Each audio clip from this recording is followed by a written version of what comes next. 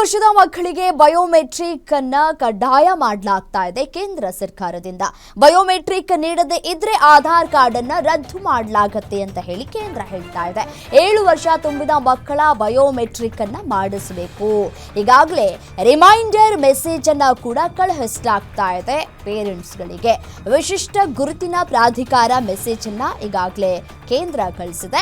7 ವರ್ಷದ ಮಕ್ಕಳಿಗೆ ಬೆರಳಚ್ಚು ಕಡ್ಡಾಯವನ್ನ ಮಾಡಲಾಗ್ತಾ ಇದೆ. ಅದರ ಜೊತೆಗೆ ಫೋಟೋವನ್ನ ಕೊಡಬೇಕು, ಬಯೋಮೆಟ್ರಿಕ್ ಅಪ್ಡೇಟ್ ಅನ್ನ ಮಾಡಿಸಬೇಕು.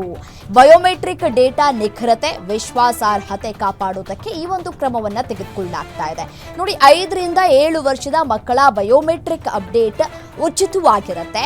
7 ವರ್ಷ ಮೇಲ್ಪಟ್ಟವರಿಗೆ ಬಯೋಮೆಟ್ರಿಕ್ ಅನ್ನ ಅಪ್ಡೇಟ್ ಮಾಡಬೇಕು ಅಂತಂದ್ರೆ 100 ರೂಪಾಯಿ ಶುಲ್ಕವನ್ನ ವಿಧಿಸಲಾಗ್ತಾ ಇದೆ. ಇಲ್ಲಿಯವರೆಗೂ ಕೂಡ ಪೇರೆಂಟ್ಸ್ಗಳ ಆಧಾರದ ಮೇಲೆ ಮಕ್ಕಳಿಗೆ ಈ ಒಂದು ಆಧಾರ್ ಕಾರ್ಡ್ ಅನ್ನ ವಿತರಣೆಯನ್ನ ಮಾಡಲಾಗ್ತಾ ಇತ್ತು. ಬಟ್ ಆದ್ರೆ ಇನ್ನು 7 ವರ್ಷ ದಾಟಿದ ಮಕ್ಕಳಿಗೆ ಇದೀಗ ಬಯೋಮೆಟ್ರಿಕ್ ಅನ್ನ ಕಡ್ಡಾಯ ಮಾಡಲಾಗ್ತಾ ಇದೆ. ಅಂದ್ರೆ ಬೆರಳಚ್ಚುಗಳನ್ನ ಕೂಡ ತೆಗೆದುಕೊಳ್ತಾರೆ.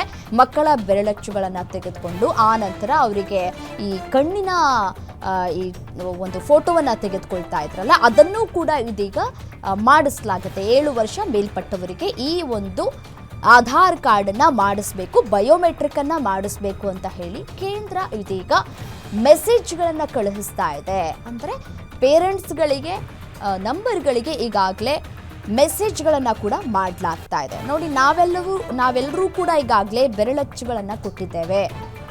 ಅದರ ಆಧಾರದ ಮೇಲೆ ಇನ್ ಕೇಸ್ ನಮ್ಗೆ ಏನಾದರೂ ತೊಂದರೆಗಳಾಯಿತು ಅಂತಂದರೆ, ಏನಾದರೂ ಅಪ್ಡೇಟ್ ಮಾಡ್ಕೋಬೇಕು ಅಥವಾ ನಾವೇನಾದರೂ ಅಡ್ರೆಸ್ ವೆರಿಫಿಕೇಷನ್ಸ್ಗಳನ್ನ ಮಾಡಿಸ್ಕೊಳ್ಬೇಕು ಅಂತಂದರೆ ಹೇಗೆ ನಾವು ಆಧಾರ್ ಕೇಂದ್ರಕ್ಕೆ ಹೋಗಿ ಚೇಂಜಸ್ನ ಮಾಡಿಸ್ಕೊಳ್ತೀವೋ, ಈಗಲೂ ಕೂಡ ನೀವು ಬಯೋಮೆಟ್ರಿಕನ್ನು ಮಾಡಿಸ್ಕೊಳ್ಬೇಕು ಅಂತಂದರೆ ಈ ಆಧಾರ್ ಕೇಂದ್ರಕ್ಕೆ ಹೋಗಿ ನೀವು ಈ ಒಂದು ಬಯೋಮೆಟ್ರಿಕನ್ನು ಮಾಡಿಸ್ಕೊಳ್ಬೇಕು ಅಂತ ಹೇಳಿ ಕಡ್ಡಾಯವನ್ನು ಮಾಡಲಾಗ್ತಾ ಇದೆ.